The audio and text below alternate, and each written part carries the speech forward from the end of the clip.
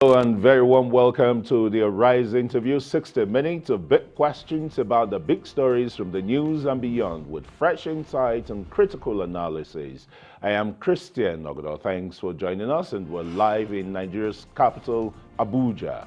Coming up in the next hour, will the world ever return to normal? That's exactly what the World Health Organization is warning about, that there is no return to normal in sight. But some countries around the world are beginning to reopen schools, putting in place safety measures. And Nigeria's federal government has also gone ahead to release guidelines for the safe reopening of schools without fixing a date for students to resume studies. Part of the guidelines requires that in schools and other learning facilities, learners should be supported to stay 2 meters apart to mitigate the spread of the virus. But amidst the uncertainty, there are divergent views on the reopening of schools. Today, we'll speak to school owners and a professor of public administration, coming up in a moment. There's no doubt that getting back to learning is crucial. Since the coronavirus pandemic, virtual learning has taken the front burner of disseminating and imparting knowledge. However, in most climes, school children lack access to computers, stable internet, and other challenges, so making virtual learning a mirage. Globally, countries are putting in place safety measures for students to return to school, promoting the use of face masks, socially distancing themselves 2 meters apart. Here in Nigeria, the government wanted graduating students to write their final examination, but later reversed itself. Now, fresh guidelines are out to serve as mitigation strategies for the safe reopening of schools, and the federal government says it will conduct a rapid assessment and determine funding requirements for upgrading infrastructure and facilities. TF has followed with keen interest the conversation around the resumption of schools. We recognize that our children are precious, and we would not do anything to compromise their safety. The Presidential Task Force has assessed the circumstances and has put in place necessary guidelines to be followed, while the managers of the sector have the responsibility of drawing up the protocols and determining the dates. We urge Nigerians to follow closely the critical steps being taken by the Federal Ministry of Education in conjunction with other stakeholders. Further to this, the Federal Ministry of Education has released guidelines for schools and learning facilities reopening after COVID-19 pandemic closure. The guidelines clearly spell out major things to consider before schools and learning facilities shall reopen. For Mondays, I'm now being joined by Irene Ugbah, the Executive Director of Crestville Academy. She's here in the studios with me, and in our off-site studio, we have Professor Isaac Obasi. He's a professor of public administration, and via Webex from the United Kingdom, we'll be joined by Emem Opashi. She's the CEO of School Resource Center. Very warm welcome. Ordinarily, if you were all journalists, I would have said gentlemen, but I know they're ladies and gentlemen. You're welcome to the program. Let me quickly start with you, since you run an academy where your students and pupils have been at home for 4 months now. Has been the experience? Well, Christian, it has been challenging. It has also been a period of learning, unlearning, and relearning. Because some 5 months back, if you had told us that our students will go fully online, we would have argued with you that Nigeria was not ready for it. But this 3-4 months has shown us that there is nothing you cannot achieve if you put your mind to it. That's the new normal now, bringing out the best of humanity. Exactly. So that's what we've done. We've been able to take them online, and then try as much as possible to integrate the learning online. It's not easy, it's challenging, because there are certain things you really want, especially for nursery and primary school students, you really want them to see, to feel, to touch and all that. So it's not been easy, but it has been rewarding to some extent, to the fact that children are still learning at least in some schools, my academy included. Well, some would say that yours is an elitist school, I don't think coming so. from the private Okay. sector and the rest when you compare to those in public schools in the rural areas where infrastructural facilities are nothing to write home about. Wow, you see, the truth is this. Some 3-4 years ago, I said we will get to a point where we now realize that if we do not show up the public education, they will stop us. Because what has been happening was that the private education kept on going while the public education was not at par. And then right now, we can see that we can't even move if they don't come up. And that is what the new challenge is for us. How do we bring them to meet up with the standard of the private schools as well? Because if you look at the countries that were even worst hit, like America, the children transited online, both private and public school. There was no difference. It wasn't a challenge of would they be able to meet up with online learning. Everybody transited and they graduated, and now they're on holidays. But we need to, and I think this is the period for us to actually go back to the drawing board and see. You don't prepare for a pandemic in a pandemic though, but we need to sit down and look at what we can do, because there will be another pandemic. I say God forbid, but in 2014 when the Ebola came, it was a pandemic. The children stayed at home for like 6 weeks before resumption, but we didn't learn from it as well. It's unfortunate. Yeah, most unfortunate. Well, that's why the World Health Organization keeps warning that this normal is not going to go away soon. Let's cross to our offside studio, where we'll have Professor Isaac Obasi. He's a professor of public administration, but with special interest in education. Isaac, nice seeing you again. This new pandemic, like Irene has said, is like having a pandemic within a pandemic in the education system. The government had gone back and forth about reopening schools, particularly for now, for graduating pupils and students who are supposed to be writing their final exams. What are your thoughts here? Pandemic within a pandemic in Nigeria's educational system. Thank you, Chris. This is shocking to see what we went through last week, the policy reversal. Shocking is the appropriate word to describe the state of mind of many people. I recognize that there are those who felt relieved and they were joyful of the policy reversal, but I myself, following from day one what government has been responding in terms of containing the virus and in terms of establishing the new protocols to guarantee us for new normal, I felt shocked. Shocking. I can see the way you put a full stop to that is that you've really not fully recovered from it. Yes. But the truth is, yes, Prof, this has come to stay. The government has rolled out some guidelines now by the Presidential Task Force on COVID-19. And yes, parents are worried that the children have stayed at home for too long and the rest, and not everybody can afford the virtual learning that the Novel Reach can afford. What should government be doing to those pupils and students in rural communities, to those Nigerians who cannot really afford the basic accoutrement, to engage in virtual learning? Shouldn't educational television be brought back? I mean, we have no choice. We have no choice. Let me put it this way, that it's too early for me now to begin to talk about those in the rural area. We are more concerned right now with those in exam classes. We are not talking, there are two things involved. Let's separate them. One is reopening of schools at all levels, for which extract of this guideline, which you beautifully read, the place you read, I marked it. It says, government will conduct a rapid assessment and determine funding requirement for upgrading infrastructure and facilities to sustain prescribed safe school reopening requirements.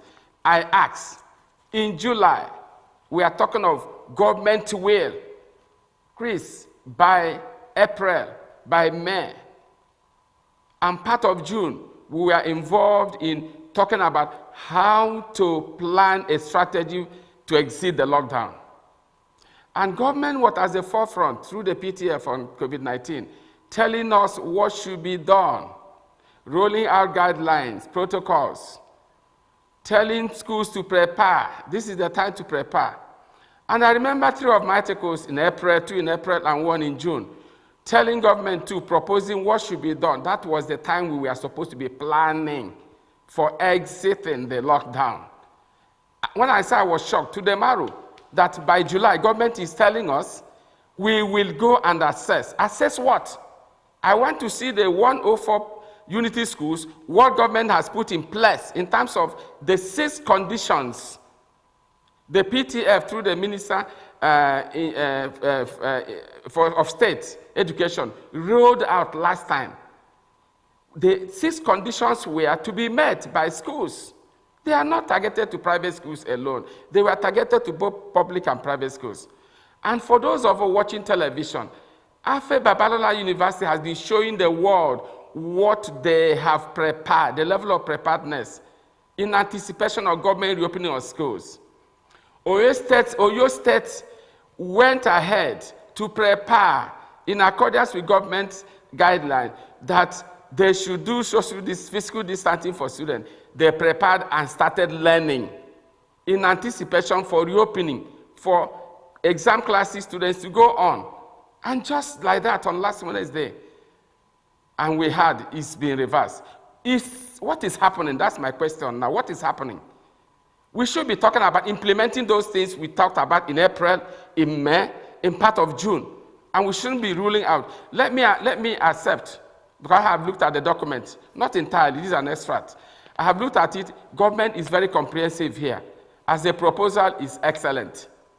But as a plan of action we should be doing now to get us off the ground, my brother, this is a non-starter. What it tells me is that the fear is not of COVID. The fear is that of lack of preparedness.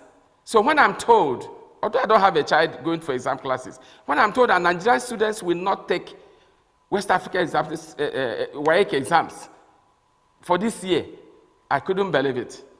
Why? When private schools have been preparing and getting ready for that. If government has not done its work, please, they should not pull anybody down. Our first speaker here made it clearly that they now know that public schools will be dragging back the private ones. Of course, those years when private universities started in 2009, in 1999, I captured it later that yet they are role models for the public universities. So what are we talking about? We cannot stop educational development in this country because government is not serious in providing the facilities.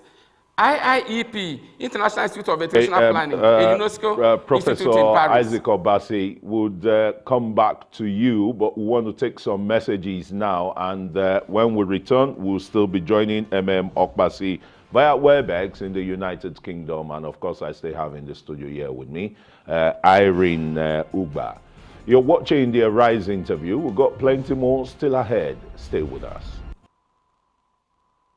You're welcome back to the Arise interview with me, Christian Ogadawa, live in Nigeria's capital. Like I said, I still have Irene Ugbah. She's a proprietress of Crestville Academy here in Abuja, in the studio here, and in the offsite studio is Isaac Obasi, while we have Emem Opashi via Webex in the United Kingdom. But we'll just take some preambles again.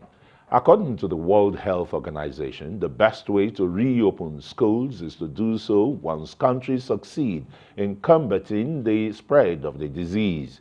Experts have continued to caution and react that the COVID-19 battle is not yet over. But school owners have argued that if markets, churches, and some businesses can be allowed to reopen, then the gradual reopening of learning centers should be considered. They argued that schools need to resume to reduce the risk of children losing key parts of their education and going into petty crimes due to idleness. Nigeria's government says it is time to plan and address the eventual safe reopening of schools and learning facilities. Here's what the WHO is talking about, the role that children play in COVID-19 transmission. I want to be straight with you. There will be no return to the old normal for the foreseeable future. I repeat, there will be no return to the old normal for the foreseeable future. But there is a roadmap to a situation where we can control the disease and get on with our lives. Okay, let's cross over live now via Webex to the United Kingdom, where I've been joined by the Chief Executive Officer of School Resource Centre in the UK, Emem Obasi. Hello, Emem. Now, you've heard the United Nations Secretary General and even what the Nigerian government is trying to put together for schools to reopen in Nigeria. What are the other key factors that Nigeria should be looking at in reopening schools, apart from the protocols in place, Emem?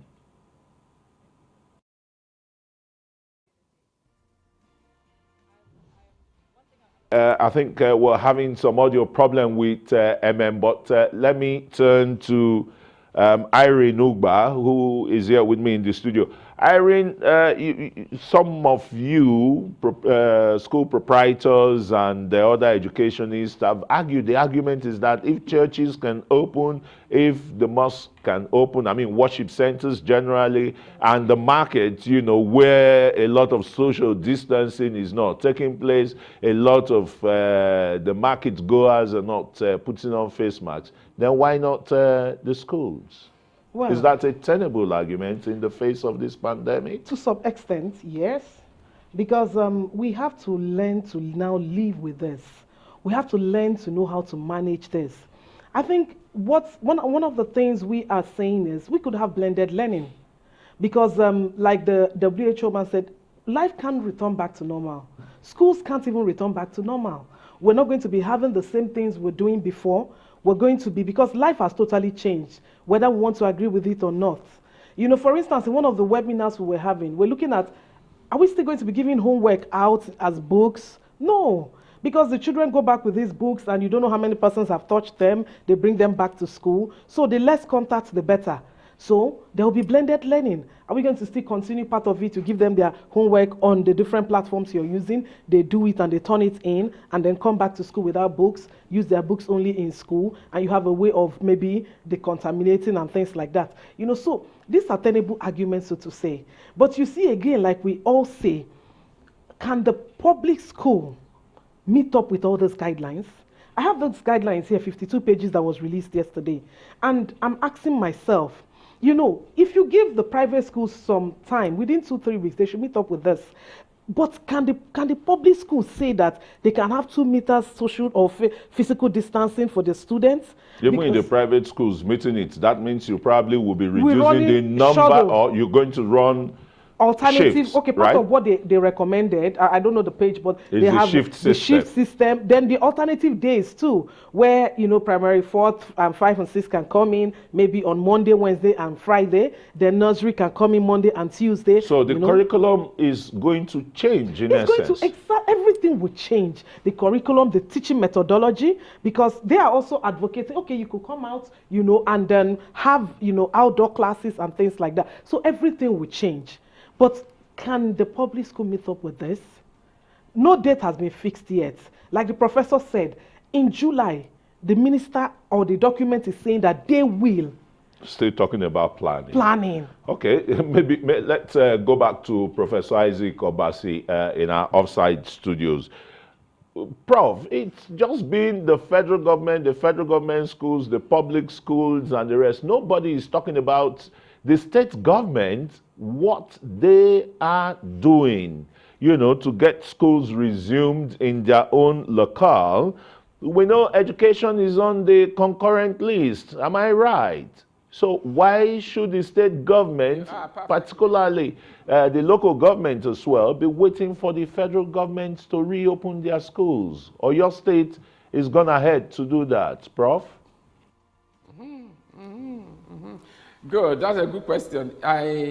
In April and May, some state governments that were really proactive were ahead, very much ahead. Some of you would have heard of Governor Ayade of Cross River State saying they want to open school. In my article on 24th, I argued that schools can open in states that are ready. Not all states, that's number one. But things were overtaken by events when we transited into community transmission of this COVID-19. So we needed again to be very, very cautious. Then, states started planning. Like I gave an example, which you cited now. Oyo State was ahead. It wasn't waiting the federal government. In fact, the federal government told them not to start resumption of schools, which they ignored and started, because it's in concurrent list. So no state, no level of government should pull the other one down, number one. No public school should pull private school down, number two. No urban school should pull, no rural school should pull urban school down, number three. So what am I saying? There should be equity. There should be systemic planning. This document says it's comprehensive. I agree with it. It's very comprehensive of the plans, but not comprehensive in addressing what we're supposed to be seeing on the ground right now to enable schools as a model, federal government showing the way, the standard that states and local government and private schools should follow. That is not happening. The private schools are now the one leading. Precisely, it shouldn't be so. The federal government 104 unity schools should be showcased as a place of excellence that the states and local governments should follow and private schools should follow. It is true that some private schools that are elitist, you are right to describe Ann School as elitist, but that's not so in many of some of them outside the urban areas. Some of them in states and local government, they are not good enough to be called elitist school. So what am I talking about? Is that all levels of government must they must put their hands on deck to move ahead. What they tell us with their mouths, we want to see it in action, practicalize. But no state government should take a cover that federal government has not done, therefore we didn't do. They owe their citizens in their state responsibility to offer them good education. So we expect that state government should not wait.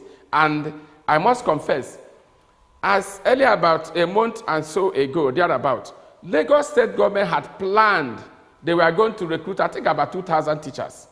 They were going to upgrade infrastructure. That's exactly what is expected to be done. Those things they planned, I'm sure by now, if you now talk of going to look at it to see whether they're ready, it makes sense. Not to start your planning. This is not now time to plan. As the good document says, this is not to plan for this. No, we should be thinking of a week or two. Prof, once again, I'm going to put you on pause so that we can take some messages, and when we return, we'll continue to interrogate this issue of schools reopening in Nigeria. You're still watching the Arise interview. Stay with us. You're welcome back to the Arise interview with me, Christian Ogodo. We're live in Nigeria's capital, Abuja. I still have Irene Ugbah. She's the executive director of Crestville Academy here in Abuja. And Professor Isaac Obasi is in our offside studio, and he's a professor of public administration with great interest in Nigeria's educational development. And hopefully would be able to join our other guest, Emem Opashi, via Webex. She's the Chief Executive Officer of School Resource Center in the United Kingdom. But let me start here in the studio with Irene. A lot of fears are being expressed right now with the not starting school now, particularly for graduating students and pupils and the rest, and who knows when schools will truly reopen. They fear that the widening gulf between the rich and the poor is going to get wider, and there's going to be educational imbalance with this new normal. Do you agree?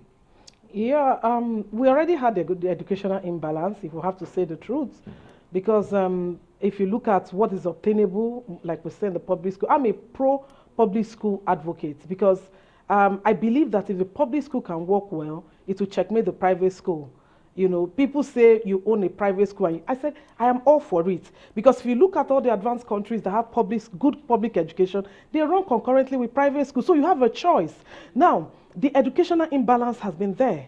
You know, but I know that right now, if we go ahead, and that is one of the things the professor is saying, that if we go ahead, is it really feasible?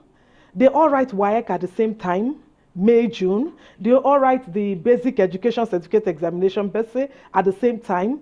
The national common entrance is written at the same time. Are we going to be changing all of those? Are you going to be having the time that private schools write WAEC and the time public schools will write WAEC? I don't see that in the near because future. one set is not ready Yes, and the rest. but however, I expect that governments at all levels, you know, especially the federal government, should take the lead right now and see what could be done. There are something they call contingency plans. There's something they call mitigation plans. What can you do right now to meet up with some of these lists, some of these demands? It is not out of, it's possible. It's very possible. They could do alternative schooling, they could do whatever. But the resources is the what do they call it now? Is it the will to do or the political will? That is what I'm thinking that might be the problem here. But if it's the resources, government has the resources within a very short period of time. If we were serious with this pandemic, since we closed school in March, we're talking about 4 months now. Can we ask the government right now to show us in 4 months what they have done in terms of infrastructure, in terms of what's it called, ICT? But, But government has been feeding the children at home now, the school children at home. I don't want to be misquoted, but really, I'm wondering the children they are feeding, where did they find them? You see, that is another topic, Mr. Christian, for another day. They need to tell us where they found them, the list they used, the vulnerable people, and things like that, because I haven't seen anyone they fed. I run an NGO side by side with my school, and we have been going out this period, and I asked people in Piakasan, so they have not fed them. So I don't know. Let me just leave that one. Mr. Chris. All right, let's go to the UK now via Webex, where we've gotten the audio right, the technical issue right, with Emem Obasi, who is the CEO of Education Resource Center in the UK.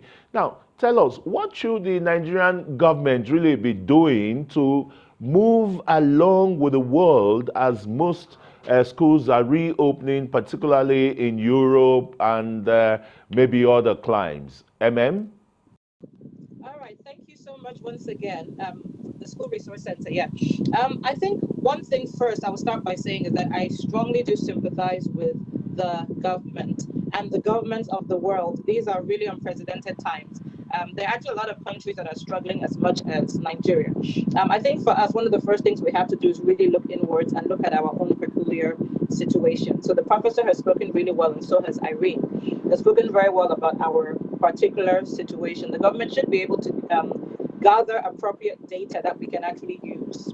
I really do understand the switching back and forth, because they're not going to please anyone. If they decide to open and the numbers spike further, they will still be to blame and be held liable. And now that they're not reopening, I think one thing Irene said that was very important is that we should consider other means of assessment so that we don't get hung up on the WAEC. We should consider other means of assessment that we can use, which is what a lot of countries are doing at the moment. So I think for the government, we need a strong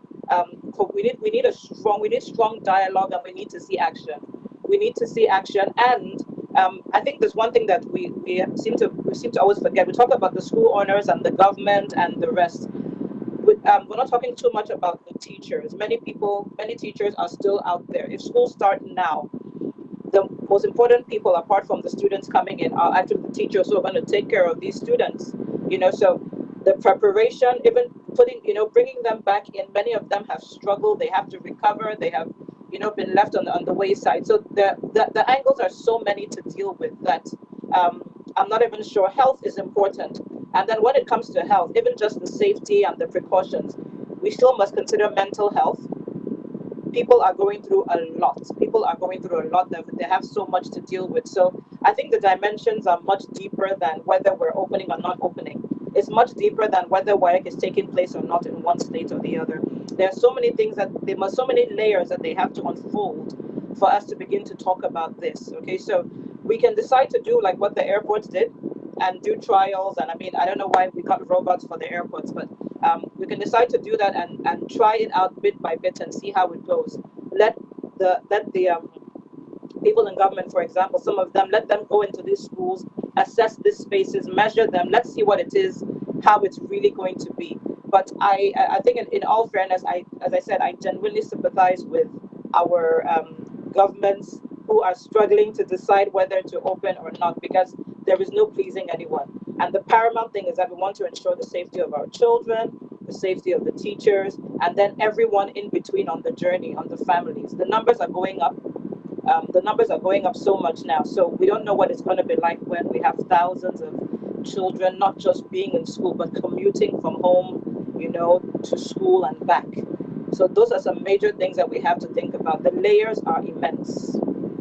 We have a lot of layers to deal with before we can be talking about resumption. So I think the government should take out time, do some proper research, and share the information. Let us have this data. Let us know exactly the children they're able to reach, how many people. Let's break it down into segments that we can use, information that we can use. So A huge worry, as you are outlining there, Emem.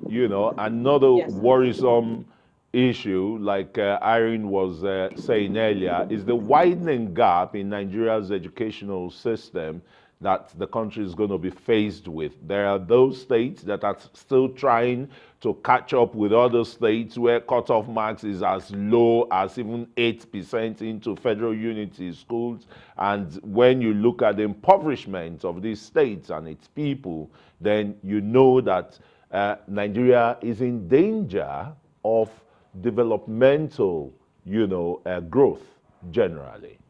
Is that so? Yes, definitely. In Nigeria, where our population is as large as many countries put together. Some of the countries that we're looking to and we're saying that they've been able to sort this out, their populations are much, much less than we're doing. On one hand, I don't want to say I admire. I mean, I see the Oyo State governor arising and saying he can do that, but then that again is widening the gap some more. But some of our states, the population is so high that we may have to be looking at some of these situations to an extent on a state-by-state basis to see how we can try this out. Because we are looking at the benefit of the Nigerian child. At the same time, Nigeria as it is, we have a lot of different peculiar needs in different parts of the country. So the gap is widening much further than we even want it to be. It's already very wide. It's widening more. We would love to get the government to leverage on the private sector and bring us all together to be able to achieve this. But I still feel that what we have all been crying about too, even as Irene said earlier, the work that we didn't do when we were supposed to do it is pulling us down even further. There have been too many conflicting messages. There was a time when we started off and they said, don't do third term, then do third term, do it online, don't do it online, don't pull back, don't widen the gap. So there are too many conflicting messages that we're still dealing with. I feel that we can look at maybe some states that are succeeding to an extent and see how we can replicate some of the things that are happening, and then take some of our states on a state-by-state basis. Some of them are on a level that is totally beyond anything that we even have. So I think we can, everyone should be able to be very clear as state governors to express exactly, where their status at the moment. Where are you now? So that we know what we're building up from. When we look at everything as a whole and say, Nigeria, some states have the potential to start something because they're on a level where that's a bit higher than what we're dealing with. So I know it's contradictory and all that, and it's contradictory, but we may have to consider something like that, where we work with what we have at the moment. So those are some things that I would think that we can start looking at as a government. The thing is that we just want action and we need information. Yes.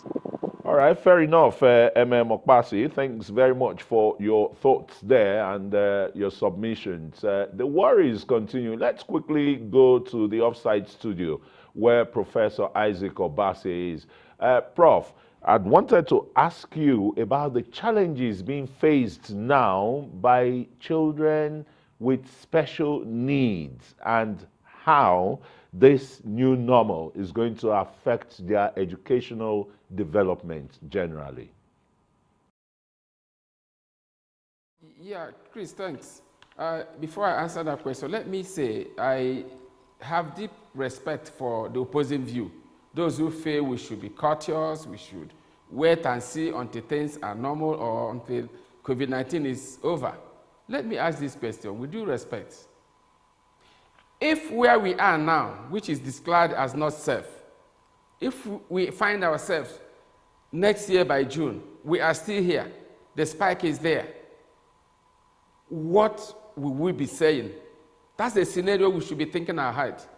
If by next year, things remain the way it is now by June, when the second set of, there are two sets that may collide if we don't take WAEC this year, what will you be doing? Will you be saying, okay, let us still wait? When you have accepted that this is not going to go away soon, we have to adapt to the new normal. And yet after all those things said, people are still behaving as if we cannot do something. There are places where they have taken a gradualist approach and began with exam classes.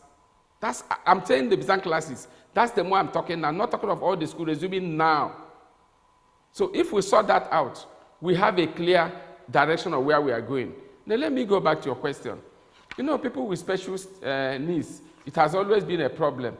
In countries where there's no special attention given to that special needs, definitely you always have problems. Even widely for us in a country, how many of our public spaces make provision for the what we call handicapped? Of course, that physical challenge. Have we addressed that? No, so much. The same thing applies to this. So in COVID-19, we need to be innovative. Everything is adaptive.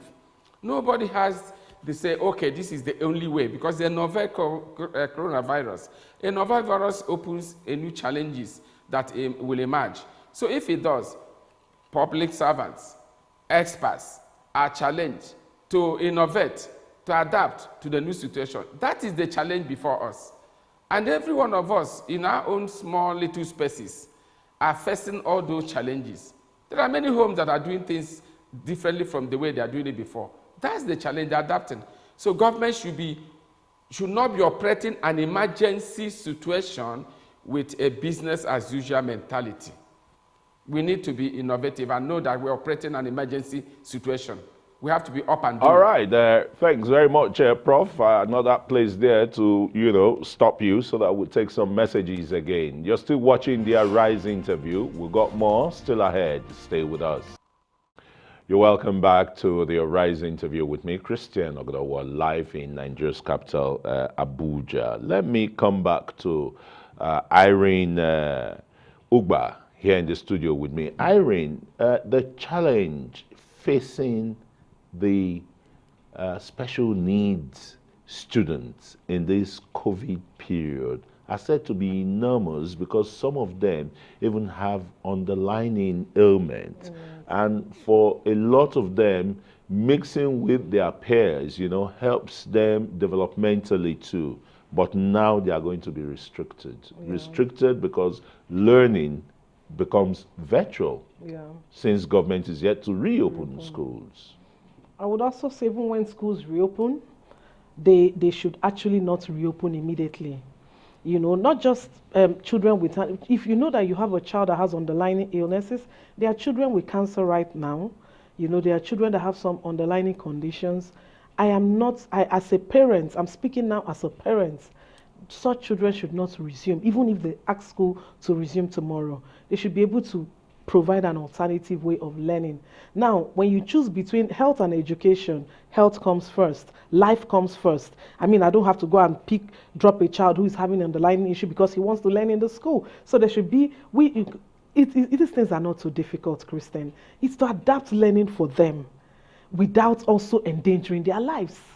So for me, that should be what should happen for such children. Well, I think I know one or two schools where the challenged students, special needs students, you know, in the last 4 months, they've been teaching them virtually and the rest with the parents there and what have you. But let's quickly cross again via Webex to the UK, where Obasi is there with us.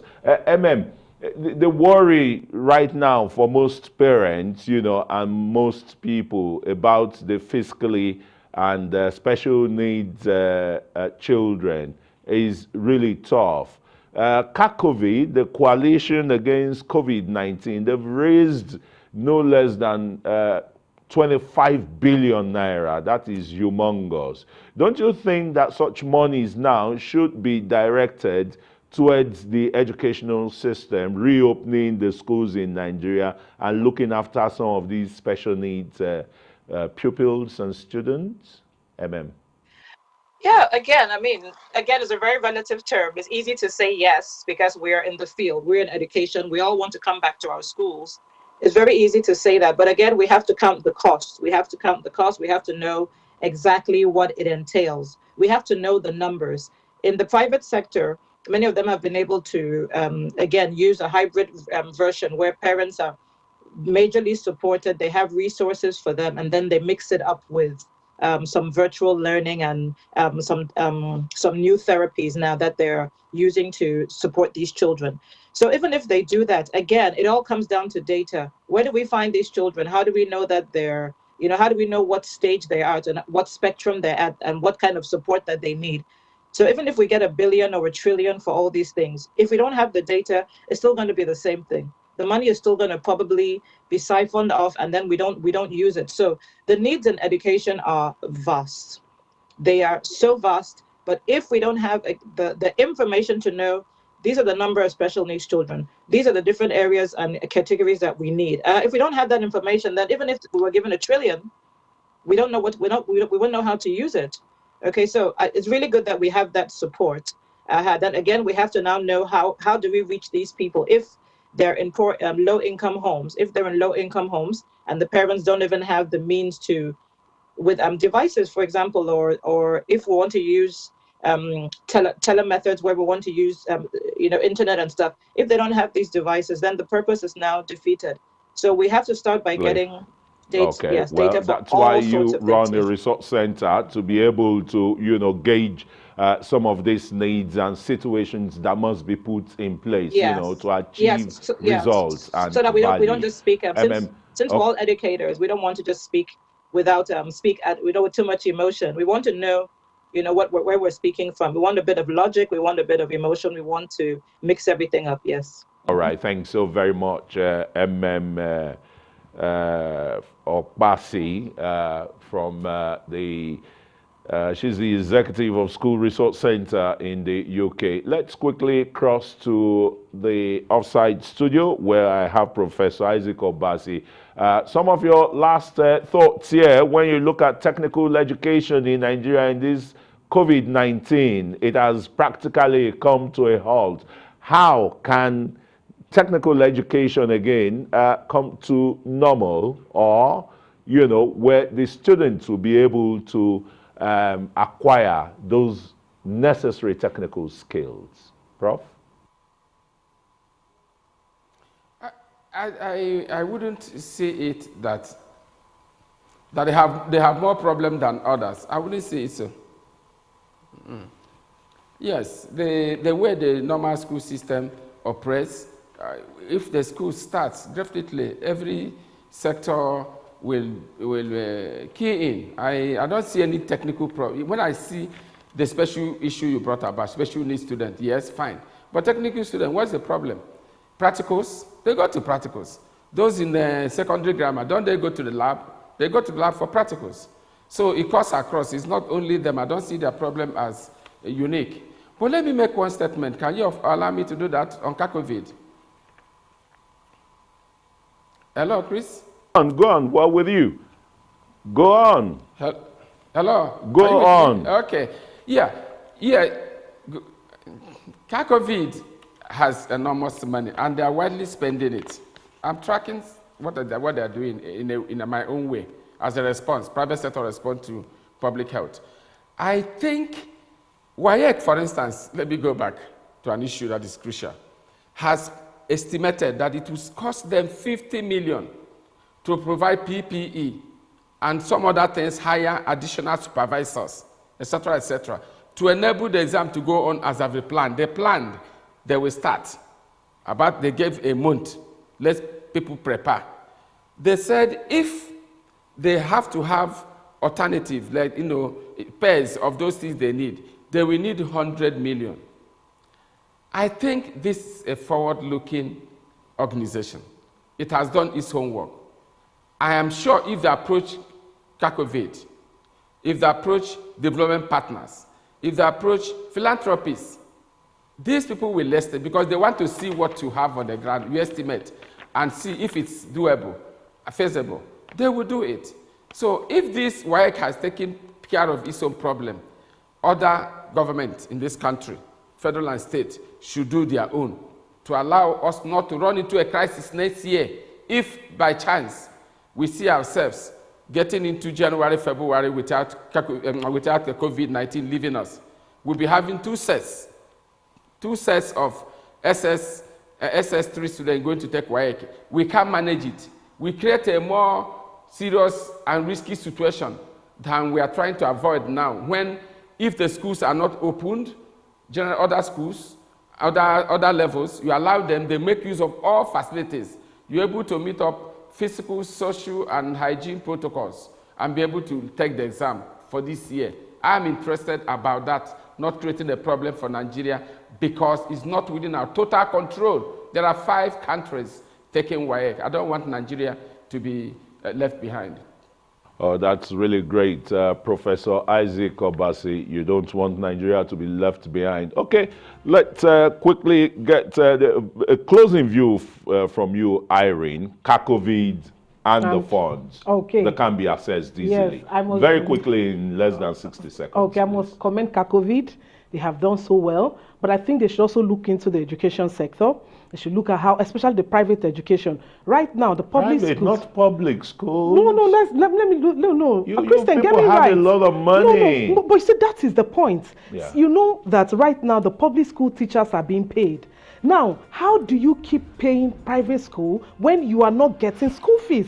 So, yesterday someone asked the minister that question. We just got to go now. We've got to go. So they need to help us. Maybe we're going to get somebody from one of the public schools to come and speak to us sometime. Exactly. Thanks so very much, Irene, Ugbah, Crestville Academy Proprietress.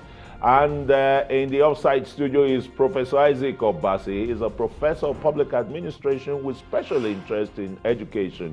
And via Webex from London in the United Kingdom, Emem Opashi. She's the CEO of School Resource Center. Thanks very much for watching, and that's our program for today. Bye-bye.